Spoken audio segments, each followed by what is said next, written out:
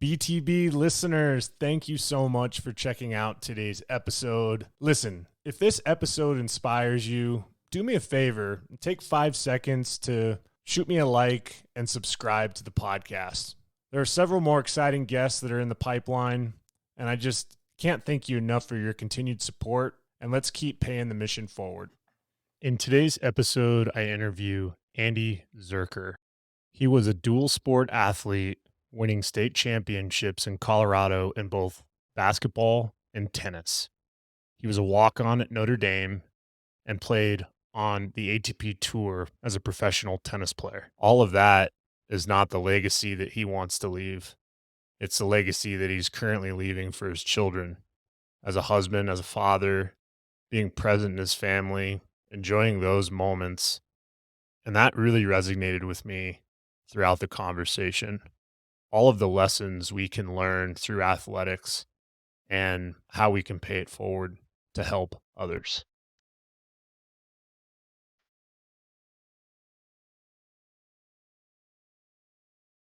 Welcome to the BTB Project, designed to empower listeners to identify their why and to live their best lives no matter the circumstances. My name is Coleman Gerhardt, a former athlete and motivational coach. I've had the opportunity to inspire thousands through my story and help accomplish what they are built to be. You'll be encouraged by each and every episode, and let's get into it.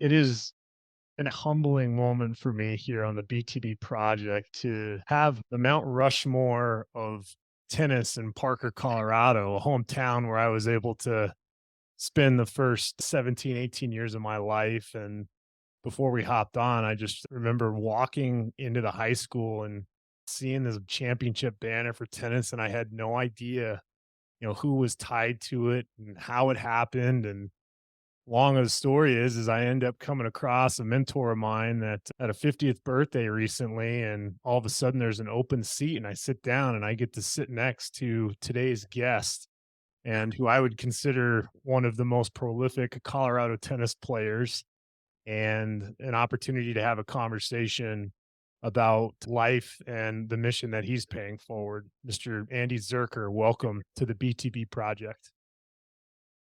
You're too kind, Coleman. Thank you very much. The pleasure was mine as we got to know each other a little bit. So I appreciate the opportunity to speak with you today. Absolutely. And I just know that the Colorado tennis community is very small. There's not a lot of, in my opinion, players that go on and let alone play collegiately to playing on the tour. And here you are checking a lot of those boxes. So I think what would be really neat for the listeners is give some perspective on really how you came across tennis, because I don't know if you were more concerned about trying to work on your crossover dribble in basketball or pick up a tennis ball to hone in your serve. So maybe take us all the way back to the moment you came across tennis for the first time. Gosh, that's a trip down memory lane now that I'm an old guy. But my parents sort of introduced us to the game, and I have an older brother, they're 2 years older, and a younger sister, 2 years younger.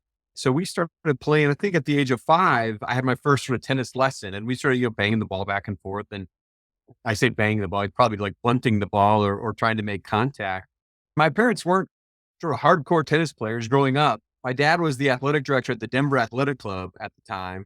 And so he was sort of an athlete. And so sports were always a key part of what we were doing. We joined the Pinery Tennis Club out in Parker, as you know, a Pinery Country Club, and played tennis there. Ultimately, I enjoyed tennis, but I didn't love it. And it's funny that you mentioned the crossover dribble, because I was far more passionate about basketball. I really loved soccer in the day. Never had an opportunity to play football. My parents were sort of like, no, we're not going to do that.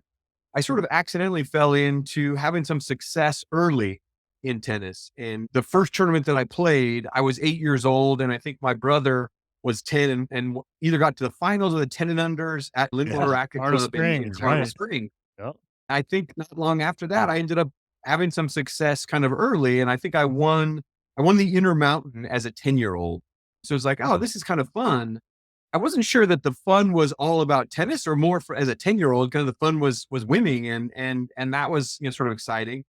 And ultimately I stuck with it because my brother and I would just play all the time, and we weren't necessarily the best competitors. Maybe we were the most intense competitors. There were oftentimes rackets thrown across the net at each other, those types of things. But at the end of the day, we just sort of worked at it. I never had a private lesson.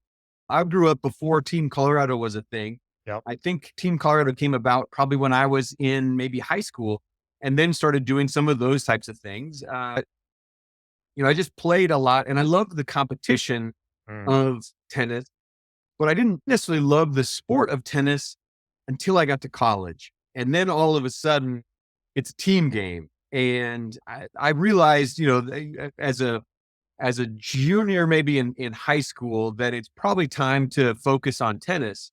And I had decided to maybe not play basketball that year. And we had a new coach. We had a good returning team. We had lost, I think, in the quarterfinals of state the year prior. And I had played on varsity as a sophomore. And I'll never forget my dad putting no pressure on me at all, but said, you might regret not playing basketball. So do what you want, but you at least give it some consideration. And that sort of opened the door for me to think about, is in the big picture, would this be something that would maybe be more fun and an opportunity that doesn't come around all the time? And so I did play, and we won state that year. And I was a point guard on that team. And it's one of my favorite memories that I'll ever have. Now, did it cost me probably some focus on tennis and opportunity for scholarship and things like that? Yeah, it probably did, but I wouldn't trade it for all the money in the world. Like, that was just awesome to have that type of an experience. And the team dynamic was so much fun for me. And so then when I was able to experience that at the University of Notre Dame as being part of a team, it couldn't have been any better or more fun.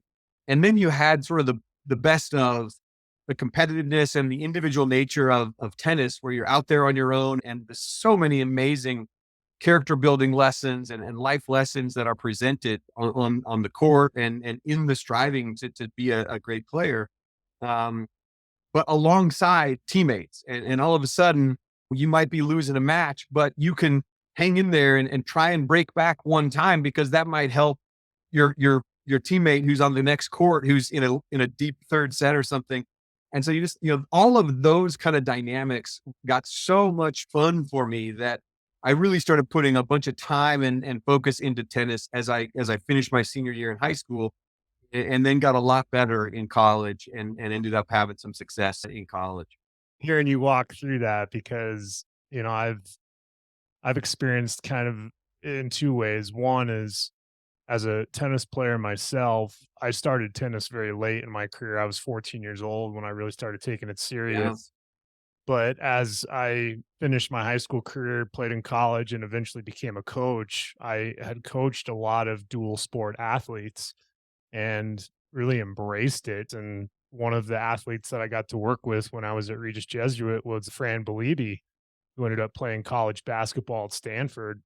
And her main sport was tennis. So I thought it was really neat. You decided to take on that season, be able to lift the trophy with your team, and and the team dynamic of basketball.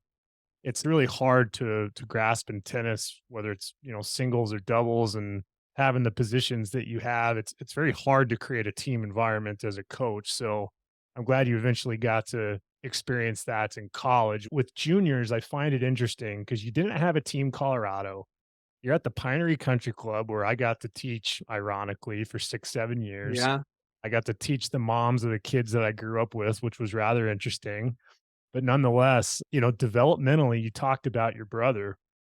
I would love for you to share what allowed you to hone in that competitive spirit, because it seems like you were just an athletic junkie in general, and tennis was something that maybe came easy to you. And I just would love for you to speak to what ignited your competitive spirit. It's a really good question, Colvin. And I don't know if that's nature or nurture, kind of thing. If I just sort of was born being a competitor, whether that's me being the middle child and birth order, probably all of those things probably play into some of this. I was always a pretty good competitor, maybe more so than I was certainly skilled on the tennis court with. I didn't have the best strokes, and my college teammates still give me a hard time for hitting a slice forehand. I would do that from time to time, and literally, you know, I did a slice forehand from the backcourt and just run forward. I was more comfortable playing up in the court and volley all the time. I was a non-traditional tennis player, but I was a pretty traditional competitor, and I worked crazy hard, in practice and during matches and things to sort of figure it out. And so I honestly don't know what's the source of that competitive nature. It probably was fueled, no doubt, by my brother and I competing all the time, in sports. And we used to play a Saturday morning tackle football game for, gosh, years and years when we were in elementary school. And there was a couple of dads that would run plays, and they were pretty intense, sort of games.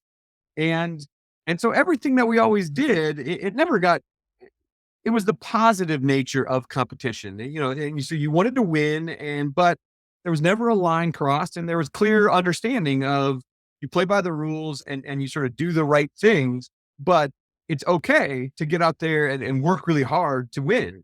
And I look back on all of those things, and I honestly don't think about this until you pose that question, but probably all of that stuff contributes to just the nature that I had and sort of maybe fueled through the years of growing up.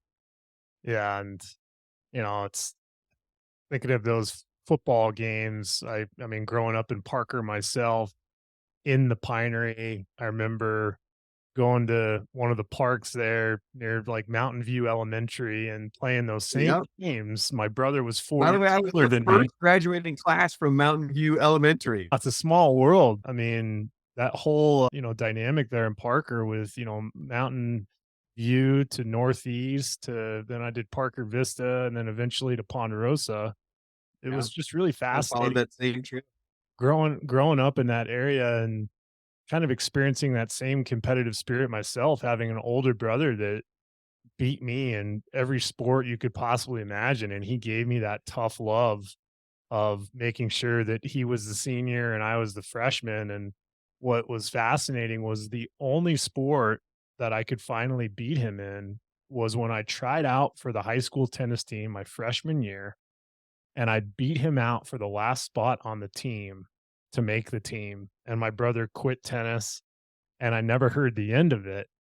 But I believe even in that moment, even though it was stressful and I got duct taped to a flagpole afterwards, it actually was a positive experience because that tough love, fast forwarding to my junior year in college, I'm playing at the University of Northern Colorado. And at this point, my brother hadn't ever watched me play a college tennis match. And he went down to the Air Force Academy and watch me play. And I remember looking up in the stands and it was this full circle moment to kind of embrace that. And it makes me think with you, with the relationship that you had with your siblings.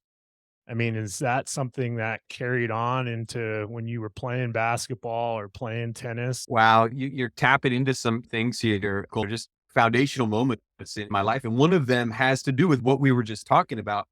My sophomore year, and at that time, Ponderosa was just 3 years of high school. So freshman year was at Parker Junior High, which I think is now Parker Vista. And so I showed up as a sophomore and I played on the JV basketball team. And I don't know, somewhere through the season, they started asking me to dress and sit on the bench of the varsity games. And we were maybe ranked top 3 or 4 and had a game up in Broomfield. And I think Broomfield might have been number 1 or we were number 1 or they were 2 or 3, but it was, one of those games. And my brother was the starting point guard at the time. Wow. And we're playing really poorly. And a coach finally just sort of gets fed up and he looks down the bench and he's like, "You're it." And I'm looking the other way, like, "Who are you pointing to?" And he calls me to go in the game. And I got lucky that game, had one of those, where a couple of rebounds bounced my way and had a lucky steal that sort of came my way and made a layup and ended up having a good game. We lost the game. And the next week, I'm the starting point guard, taking my brother's place.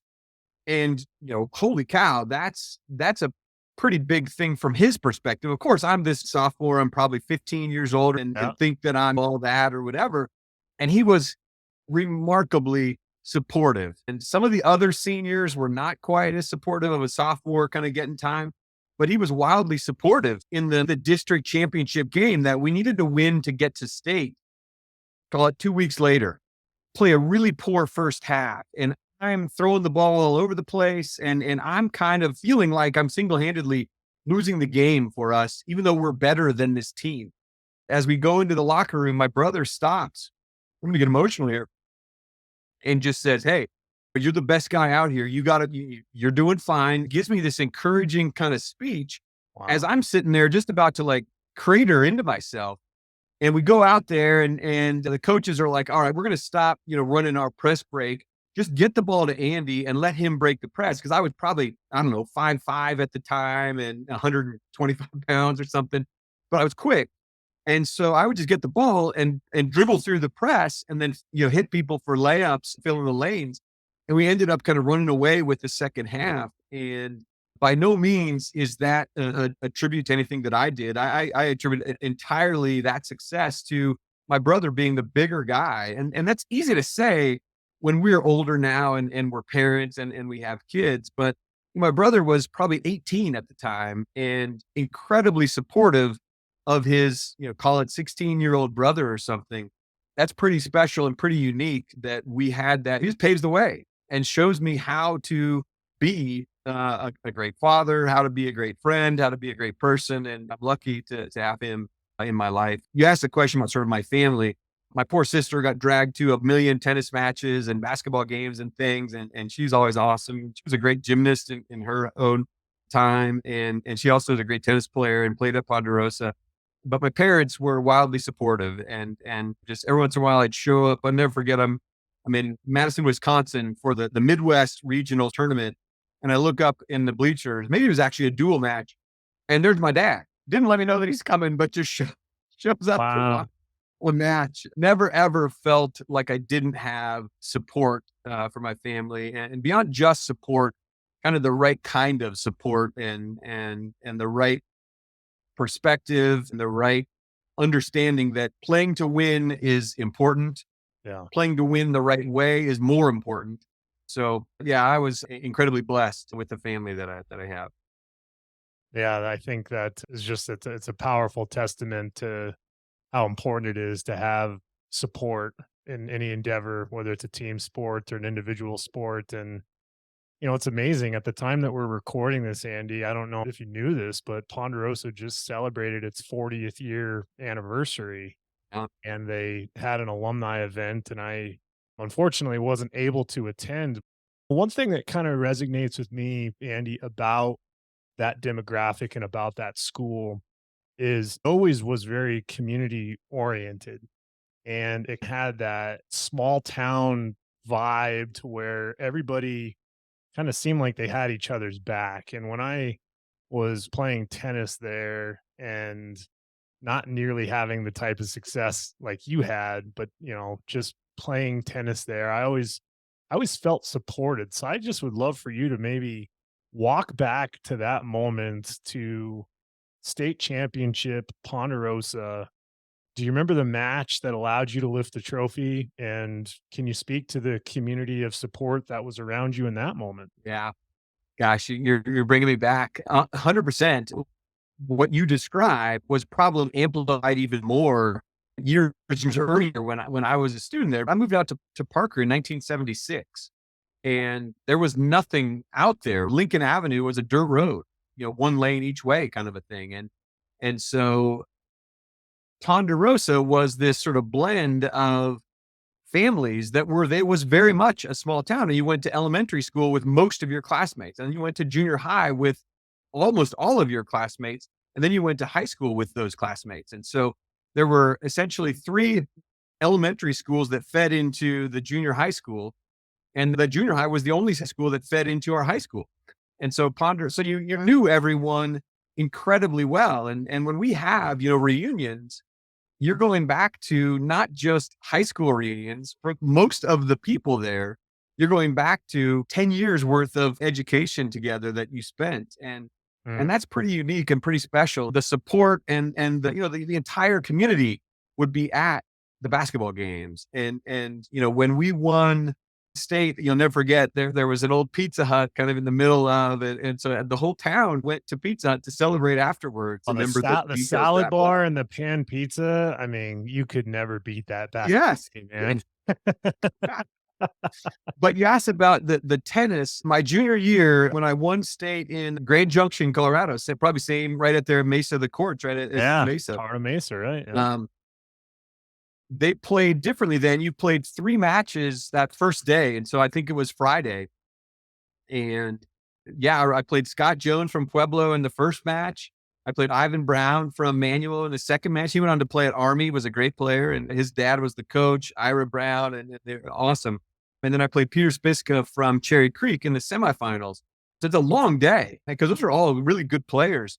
They ended up beating, I think, Ivan in 3 sets in the semifinals, and I beat Spiska maybe 2 one-break sets, maybe 6-4, 6-4. And then I played Timur Dogan in the final, who went on to play at the University of Colorado and had played at Thomas Jefferson. And he was probably a better player than I was, and definitely was expected to win. 2 things that are interesting about that. Number one is my family was there watching the tournament, but my dad had to leave on Saturday because he was in the Naval Reserves and had to get to Colorado Springs for his Naval Reserve duty. So how many parents these days would leave when their son is in the state championship match the next day and he, drives to Colorado Springs where he had to fulfill his obligation as a Naval Reserve officer down at NORAD? Interestingly, that would happen to also be fall break for my brother, who's in his freshman year. He went to school in Pennsylvania at Swarthmore College. And so he flies in and he shows up on Friday night to be there to watch, the final. And my dad had just left. And my mom, of course, there, the glue to it all through the whole thing. And I think my sister was there as well. I played Timur Dogan, and I think it's a good match. I think I ended up winning maybe 7-5, 7-5 or 6-4, 7-5. And I will never forget one particular point. And this is weird because this is, 35 years ago, maybe. I hit a short lob, and he kind of fences an overhead, but he doesn't hit it hard enough and it goes back. And so I'm running back and I jump up kind of against the fence and hit an overhead back at him. Luckily, sort of just barely clears the net. And he then pops up a volley. I come sprinting in from the fence and end up winning the point. And people there watching went ballistic. And one of those moments that you could have never scripted a point like that, but it was the point because it ended up kind of breaking Timur's will a little bit. And I ended up winning the match a couple games later. He was up maybe 5-3 in the third when that happened. And I ended up winning 5-3 in the second. I think I ended up winning 7-5. I remembered some crazy details about that stuff, like most of us old athletes do. Now, I've had an unbelievable privilege through the podcast to have very similar stories from Ponderosa alums share their journey, one of which was a gal by the name of Claire Cox, who was a number 2 single state champion at Ponderosa. She played for Lisa D'Amico, who is the mother of Kellen D'Amico. And Kellen, despite only being at Ponderosa for 1 semester, he shared his story on the podcast of winning Junior Wimbledon with his partner, Nate Schnug, and your career. But Claire's story was really fascinating because, like you, she was not anticipated to win a state championship. And she actually goes out in the final match and loses the first set 6-0. And she was someone that I came across because I got to work with her at the Pinery. And so she had worked with me for 5-6 years, and we put a go win state mission 6 months before the season started to really put in the work to get her prepared for that. But she goes out and gets bageled the first set, and everybody thought that she was going to lose. And just the mental resilience of her, she was very methodical, Andy. So when you're talking about being unconventional with a slice, it might be deemed as unconventional, but it was methodical in your mind because you saw how it could be effective. And she was very similar, very unorthodox. And she comes back and wins in 3 sets over Mountain Vista. But when it comes to those state championships at Ponderosa, there weren't many of them. And I know I started out the podcast saying Mount Rushmore of Parker tennis. You got to be on the top, man. And I'm just curious, knowing what you did 35 years ago, what does that state title mean to you today with how you're parenting your own kids or when you're involved in athletics in any sort of capacity, knowing that you're a state champion in tennis, what does that mean to you in today's day and age? Yeah. Colin, honestly, not that much. And I don't say that to reduce that accomplishment, but as I've gotten older, I'd like to believe a pretty balanced perspective on what's important, in life. And it's incredibly important to strive to have successes and to win. It's not just the person who ends up standing on top of the mountain at the end of the tournament that is afforded all of those opportunities. It's every single player who has played that tournament is presented this amazing opportunity to experience character building opportunities and life lessons within the trials of what you're doing. And so it's critical that you're striving to win, because in that effort to win, all the good stuff is surface, and the challenge and the need to be resilient and the need to work hard and the need to avoid the temptation to take a shortcut. There's just so much richness in the kind of athletic experience. I was lucky enough to have some success, but as I've kind of gone through my career, I look back and I'm more appreciative of the sport of tennis, maybe specifically as being so amazingly formative in forming people with the right values and the right mindset. And it's pretty unique in today's day and age of youth sports that I think sometimes get a little bit overly maybe focused. You mentioned dual sport athletes. They're a rarity anymore, which is too bad. It's the lessons that are afforded. I'll go back to the sport of tennis. You're out there alone, and you don't have, a coach there necessarily. You don't have a teammate to lean on. And there's a kid on the other side who just gave you a really bad line call. Yeah. And at the time, that's just traumatic. How do you deal with that? But that's kind of the point. How do you deal with that? Because you're going to experience things in life that are similar, where you feel like you've gotten the short end of the stick on something, and you've had to navigate through the intellectually, how am I going to respond to this situation? And then you're going to have to respond athletically, and then you're going to have to go back after that match and prepare for the next match, et cetera. And so there's so much richness in that sport and in the sport of tennis, in all of athletics, don't get me wrong, but tennis uniquely in that it's an individual sport, and there's really no one to look at but the mirror as to whether you're being successful or not. And yes, you can have coaches and you can have support and family members and everything else, but in the heat of the battle, when you're out there on the court, how are you going to respond to whatever it was that just happened? That could be the highest of highs or the lowest of lows. You got to then walk back, pick up the ball, and get ready to serve or return that next point. And that's just an amazing metaphor for life. How do we all get through every day? Being able to, athletics and, accomplishments are fine and dandy, but yeah, give me the guy that faces adversity or the gal that faces adversity, learns that adversity and athletics, can apply it to their life, learn to overcome, and more importantly, learn how to pay it forward. And I appreciate you being able to provide a bigger perspective, because that's really the mission of the project. Is there's a lot of really neat stories out there. And I do want to talk about your college career, because there's a lot of nuggets there too that's going to resonate with the listeners too. NCAA, you guys make this crazy run. You're at the University of Notre Dame. You're a walk-on, which I love. You just strike me as someone, Andy, that you probably weren't intimidated all that much. I feel like you just kind of showed up to these places and just said, okay, give me a racket or give me a basketball and let's get to work. Right. And, I look at some of the stories that I've heard about this run that I want you to walk us through, but I had a chance to have Dick Gould on the podcast, the former coach from Stanford. And I'm just curious, was he on the other side of the net when you were battling against Stanford back in the day? He was. He ended our run in the finals. Yes, sir. I mean, that's crazy. But that 90 NCAAs, I'd love for you to talk about, that moment, that journey with not only your journey, but now you're part of a team. What did it mean for you to compete for Notre Dame and do what you guys did too? Yeah. That was a pretty special year that as you look back, you realize how unique it was.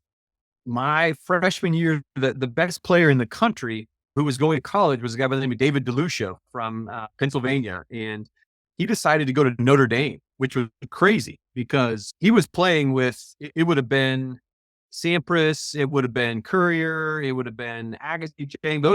All of those guys just went to the pros, and he decides to go to school, and he comes to Notre Dame. And the next year, I'm looking at schools, and as you mentioned, I was a walk on. I was recruited, but not heavily, and wasn't offered a scholarship there.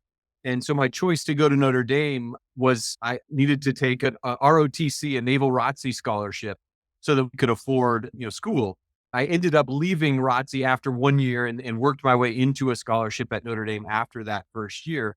But after Dave came, all of a sudden, a bunch of really good players wanted to come. And that bummed me out because I'm like, oh no, I'm never going to get to play if all these other good players, show up. We end up with about 6 people in my class that end up going through 4 years together. And so Dave and then the rest of the lineup was all juniors. Wow. He was a senior at this point and was ranked number 1. He was 25-0 in dual matches that year. In fact, the only match he lost to Alex O'Brien in the finals of the NCAAs. Alex won singles, doubles, and the team competition that week. And so Dave played 1, I played 2, 3, 4, 5, and 6 were all my classmates. And then one of our doubles players was also in my class who would come in and just play doubles. And so we had the year before, we had made the NCAAs for the first time in a long time. We won our first round against Kansas in the round of 16 and then lost to Southern Cal in the semifinal or in the quarterfinals. And I think we lost 5-0. I won a set in my match at number 5 singles, but that was it. And we just basically, they just kind of wiped the court with us. Come back another year. We've now had a little more success and come into the tournament, I think ranked maybe 10. And so we played Mississippi State in the first round. They were all foreign players, almost all from France and very talented. Probably didn't have the same level of kind of appreciation for what the NCAAs meant to all of us and didn't have the same level of kind of commitment and probably team as we did, which I would make that statement about any team in the country because we had played 3 years together. Mm-hmm. So we beat them in the first round. And then we played Georgia at Georgia in Athens, which was the coolest venue you could ever imagine. I want to say we end up after the singles, we're up 4-2. And our number 3 player who played number 1 doubles with David DeLucia pulled his hamstring in his singles match. And so he couldn't play doubles. So we lose our number 1 doubles. We put in our 8th guy who played number 1 doubles against a good team. Wade McGuire was on that team. And so we lose at 1 and we're losing at 3. And my partner and I are playing 2 doubles. And so pretty quickly it's 4-all. And we're in the midst of the match. And there's probably 5,000 people in the stand. They're big bleachers, as cool of an environment as you could have. Our coach had told us all week, do not get the crowd into the match. Don't do anything to turn them against you. So not my finest moment. I think I'm serving in the first set. Might have been serving for the set, but let's call it, 5-4. I think it's my ad. I hit an ace down the tee, down the middle, and my opponent calls it out. And we're sort of stunned. I look up to the lines person, and somebody in the crowd goes, "It was wide by 6 inches." And the lines person, you kind of hear them make note of that. And then he looks at me and he goes, no, it was out. I'm going with Nicole. After the serve and they call it good, I turn around and say, that's unbelievable. Then I hit the serve. They hit a low return. They pop the ball. Place goes absolutely bonkers. And all these Georgia fans start going, that's unbelievable. Oh, that's unbelievable. And start mocking me. And so we end up winning in a tiebreaker that first set. Going into the second set, we end up winning that in a tiebreaker also. So 7-6, 7-6. And we're on our way to the semifinals against Southern Cal as a rematch from the prior year. They're number one in the country. They're the defending national champs, and they basically have most of their team back from the prior year. And we house them. We beat them 5-0 in singles, doesn't go to doubles. You might know the name Wayne Black. Yeah. Yep. Who was, I think, a former future number one in the world in doubles from Zimbabwe. And I got to know Wayne a little bit over the years. I think he probably twice a season would hit a ball off center. He just hit the ball in the middle of the strings all the time. He's playing our number 4, Will Forsyth, and the only match Wayne Black lost that entire year was when our number 4, Will, beat him in 3 sets, coming down from, I think, 5-2 in the third or something like that. So he wins. I end up beating the same guy who beat me at number 5 in 3 sets. I win the match 6-2, 6-2. Our number 1 beats Brian McPhee, who also top 100 in the world and doubles player and amazing. We win at 3. I can't remember which one we didn't win at, but we were done. We were 5-0 and match was over. And now we're playing in the finals against Stanford. The week prior to the tournament, we got down there early, and probably for 5 days, we played the most incredible wiffle ball games you could ever imagine amongst our team. And just sort of the camaraderie and the team building of that. I remember we went to the same place to eat dinner after these matches. All of our parents were there. And so it wasn't just us 8 players. It was the players, it was our coaches, it was our families, and we would fill up this restaurant, and we just kept sort of going back. And so we get to the final, and we're playing Stanford, and it was just one of those matches where we never got it going. And I don't know that we were like overwhelmed by the moment or anything like that. It was probably just certainly had been emotional, had been in a crazy week, and just also emotions that go into that. But they just were the better team that day. And, I didn't play well. Dave lost for the only time he lost all season at number 1. And Stanford just played a little better than we did on that particular day. I honestly believe they were probably not the best team that we played that week.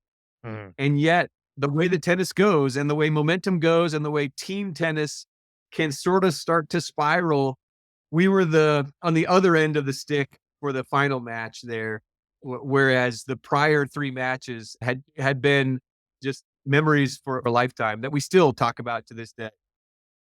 Yeah. And I mean, just from being a walk-on to earning a scholarship to, ending your senior season with this, Dan McGall Award as the top senior player. And then going on to coach the team for a little bit, man. I saw a couple years as an assistant and paying it forward in that regard. And obviously after that, I know you played professionally and were able to travel around and chomp the bit there. But fast forwarding now to here you are, husband, father. Here I am with 3 kids, and my son is a junior at Valor, and I know you got a tennis player there at Cherry Creek, and it just makes me think of what you've done as an athlete to now what you're doing as a parent.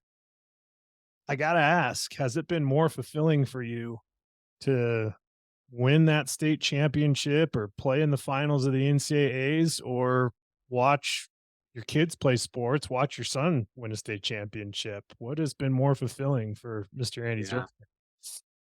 And it's an easy answer, and it's watching your kids thrive, and whether that's on the tennis court or, in fact, they both play. My sons are on the JV and the varsity basketball team for Cherry Creek, so I'm anxious today to go watch their games. The season starts this evening. My oldest daughter just got back from Cambodia and Thailand, where she led a mission trip. That's her third kind of mission trip where she's been around the country to Central America, Africa, and now Asia. And to watch what she's doing and how she's leaning into her faith and following the Christian principles that we believe in and are important to us is just as rewarding. My second daughter is Sydney, who's at Baylor University, and is also very much kind of following her faith and giving back in unique ways and very involved in her church. And so it's really whatever your kids choose to be passionate about.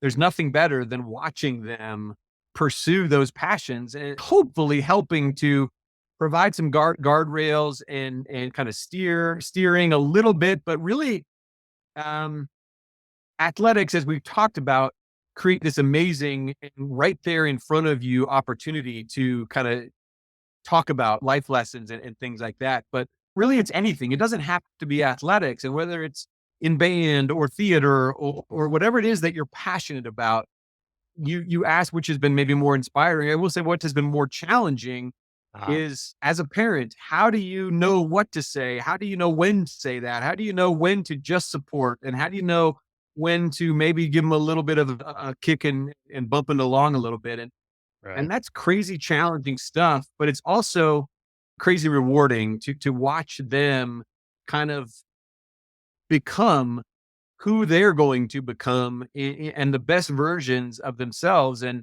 yes, my son in the semifinals of state tennis this year against Valor, and I believe you might have been there. Yep. It all came down to his match at number two doubles, Yep. and he was nervous and he was feeling all of the kind of insecurity that we all feel when you're in that moment. And he ended up coming through and both hitting some good shots and helping his partner through, and they were a good team.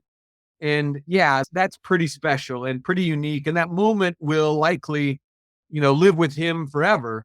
It's probably the most nervous I've ever been at a tennis match. And even though I recognize that whether he wins or loses doesn't define who he is as a person or who he will be or the success that he might achieve, you still just want so much the best for your kids. There's nothing quite like watching your children from taking their first steps to taking their first steps into the world and start to sort of chart their own course. And you hope like heck that you've done a good job of instilling in them some of the values and some of the characteristics that will likely increase the chances that they're going to have wonderful life. For me personally, I put a lot of that in the hands of our Lord and Savior. I'd like to believe that our kids are as well prepared as they can be, but Mm. we'll find out, I guess. Yeah, I was firmly in attendance at that semifinal state match as a coach of Valor and watching your son rise to the occasion, watching our hopes and dreams shatter in that dual format. 17 years as a high school coach, have not been able to figure out the team title yet. Ironically enough, the two doubles team that competed against Creek that day ended up winning the individual state championship at two Yeah. doubles. So it's just wild how that can work. But thinking with my own family, one of the greatest things that I got to experience as a dad, sitting in the stands with my mouth shut and my ears open and my eyes open and Yep. watching my son run through a year ago down in Penrose Park in Colorado Springs and watching his cross country team win a state championship. Oh, And he reminds me every single day that he only did cross country for 2 years and got a ring. And I've been doing tennis for 17 years and still don't have a team ring. But nonetheless, to your point, from the days that I watched him take those first steps to what he's doing as a young man as he's getting to the end of his high school career is the most gratifying. And then outside of that, my middle daughter, Addie, she's a little tennis player herself, starting to play tournaments and ironically coming up against other Colorado tennis icons like Corey Ross's kids and how small of yeah. the world it is to where the lineage and the years it's crazy for me because even the match that we were talking about in the state semis, against Creek. So Art Quinn is the coach, and he used to coach me when I was playing at Meadow Creek, to Chris Birchboff, who I used to play against when I was growing up, and he was helping the team out. And here's Yeah. Zurcher's kid playing doubles, and here's Jeff Lair's kid playing singles. And I'm like, you gotta be kidding me. Like, the lineage is just wild. But nonetheless, full circle perspective is what really makes you remarkable, Andy, and me, being a man of faith, is you're able to take all of these individual accolades, these moments of just extraordinary feat, and take it and bundle it into a perspective of paying it forward to help other people. So, as I say that, what I would love to hear from you is, from all of your experience and kind of where you want to go with helping others, what is your mission when it comes to today's youth, some gaps that we need to fill either as parents or coaches? Yeah. And how are you looking to fill those gaps to help these kids moving forward? Yeah. Appreciate that, Coleman. Before I answer that, you made a really kind of poignant point as you were talking about, being in attendance at your son's cross country championship. And that is, as you're there with your mouth closed, but your ears and eyes open, which is, that makes you very unique as a parent to be there supporting. And hopefully when you did open your mouth, it's purely words of encouragement, and it is purely, I'm here supporting you, my child, to sort of achieve and to do the best that you can in this day and age. There's too much focus on the outcome and too little focus on all the good stuff that happens within the striving to reach that outcome. And ironically, the more you focus on the things that will lead to a better outcome that are in your control, Yeah.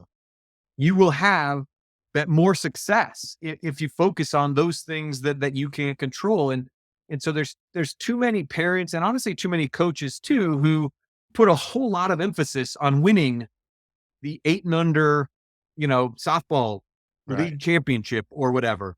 And unfortunately, that often comes at the expense of an opportunity to talk through the life lesson that maybe was presented there, and the teachable moment that we skipped over because we were so focused on winning, the league title in our 8-year-old sport.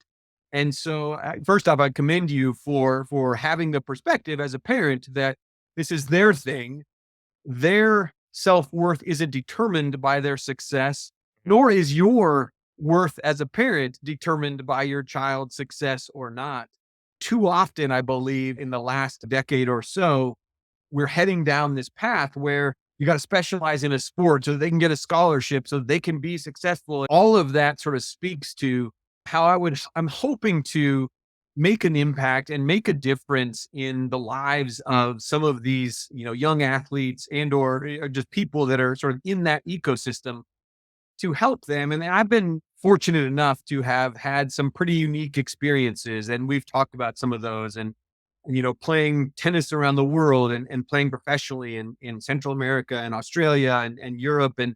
And that just creates, for me, I think, a responsibility to some degree to help pass a message along that is more about the things that really matter in sports. And oh, by the way, on that list, winning is pretty low. And I don't, and let me be clear on that.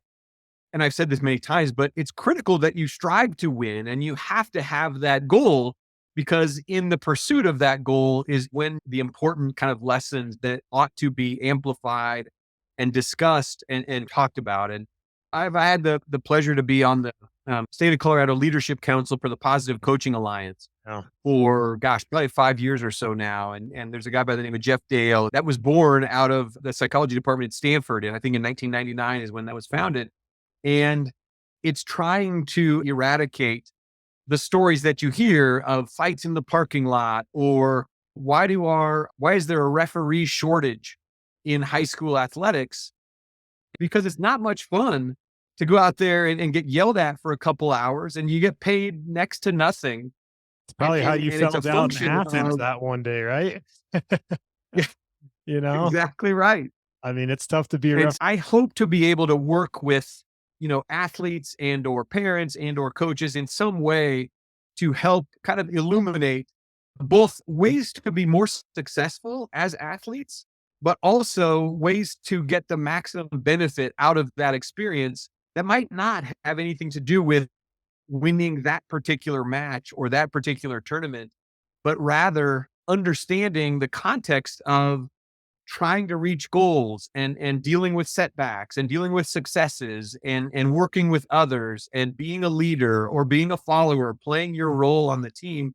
There's so much richness to all of that that unfortunately I believe gets lost in the shuffle a little bit as more and more parents and kids and coaches lose sight of the many amazing benefits and the canvas that athletics sort of provide for you to paint, to lead to successes and to lead to the right perspective as you're moving through the rest of your life. Because most of us, our athletics careers don't go much past high school. So most of us will spend 40 or 50 years of our lives not in the throes of the traditional sort of athletic environment.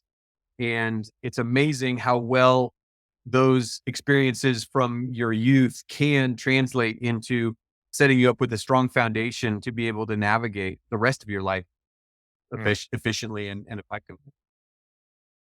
Yeah, the road we just went down there, Andy, of perspective, of really wisdom is what I'm going to call it, is so powerful. And I think of this project. I got a nickname growing up, Big Teddy Bear. When I was 14 years old, I was, just shy of 6 feet tall and over 300 pounds trying to learn how to play tennis. And Wow. my nickname was Big Teddy Bear. And I hated being called Big Teddy Bear. And when I got out of college, I went on mission to be a coach like I never had, be a Yeah. positive influence, be that parent in the stands where my mouth is shut, my eyes are open, and my ears are open, doing that with my students that I help. And I turned that BTB into an open-ended question called built to be. What are you built to be? What are you built to become? And that's the first question that I ask anybody that I try to help on and off the tennis court. Yeah. And asking that question and hearing what people Great. have to say and the hope and encouragement and the excitement that comes from that question. And it kind of leads me to really your legacy and again your mission. As I've told you my mission with the BTV project, if you had an opportunity to come across a young man that is maybe a student at Ponderosa High School and walks into the gym the way that I did when I was in high school, and they're an inspiring tennis player and they see this banner of what had been done by you many years ago. I know that that banner was something that was an athletic accomplishment, but based off of everything you've experienced, Andy, and everything that you're looking to experience as a husband, as a father, as a mentor, I would love for you to share with the listeners, what do you want that banner to mean to an inspiring athlete as you continue to be on mission to pay the legacy forward? Yeah. Gosh, that's a great question. And by the way, I love what are you built to be? Because it requires the right amount of thoughtfulness and introspection and reflection on who am I and what do I want to do and what legacy do I want to live? And honestly, that's a lot of the thinking I've been doing of late has to do with exactly that. And I've got another decade or two left in my career. And I'd love that to be in some way helping make a positive impact in this ecosystem that we've been talking about. Mm. If I were talking to a student, I'd first want to understand what their goals are. What are they trying to accomplish? And then it would ultimately sort of be breaking it down to what steps can you take tomorrow that are going to help you move towards that goal, recognizing the right goal ought to be more a marathon than a sprint. Right. You're not going to get there tomorrow. And you may not get there for 17 or 18 years when the team title sort of happens. what can you do to make a step in that direction? And there's so many things that are so controllable from all of us. What attitude do you want to have? I go back to the outcomes and the results as let them be outcomes and results. Focus on the things that will ultimately lead to those outcomes and results. And so, okay, let's set that goal. Let's understand what that goal is. And then let's talk through what steps need to be taken to reach that. And it's not just athletic steps, it's mindset, it's dedication, and it's being practical and intentional and setting tangible things that you can accomplish. And oh, by the way, there's no guarantee that by doing those things, you're going to get to that place. But when you set those type of goals and you do the things that you hold yourself accountable, good things will happen. It may be that you find out as you're halfway down the path towards that goal that you had the wrong goal and there's something even better on the horizon. I haven't given that question enough thought probably, but that's where my mind goes initially is to sort of focus on those things that you can control as you're approaching what you believe to be the goal that you want to tackle. And if you're doing so with the right level of thoughtfulness and reflection, then there's so many good things that are going to just sort of emanate from that aspect of the journey. It's hard to imagine goodness not being at the end of that path. Again, wise words, Andy. It's just remarkable what you've done as not just a state champion and what you've done at Notre Dame and on the tour, but more importantly, what you've done as a husband and a father and a mentor, paying it forward to help your own children. So from the bottom of my heart, I can't thank you enough for spending a blip of time on your radar on the BTB project. And I just look forward to seeing what success you have coming on the horizon. I cannot thank you enough, Goldman, and really appreciate what you're doing. It speaks a lot to the type of person that you are, that you're pursuing this and that you're able to both for yourself, but then on a bigger platform. I'm the least important of all of your guests, but you've had just so many people who have interesting stories to tell and interesting perspectives. I love that you're taking that and kind of amplifying that on through your platform to others, because there's a lot to learn from a lot of really exceptional people and really special that you've had a chance to engage with so many of them. No, I appreciate that. I appreciate your support and definitely enjoy getting to watch some basketball. All right. I will. Thank you so much. Thank you. Wise words from my conversation with Andy Zurcher, truly inspirational. Listen, if Andy's story was something that impacted you, do me a favor and like and subscribe to the BTB Project. Go ahead and send this episode over to a family member or friend. Tell them why it's impacted you. Let's continue to pay the mission forward. I'm proud of each and every one of you. And until next time, take care. I'll be your heart, temptation, 'cause I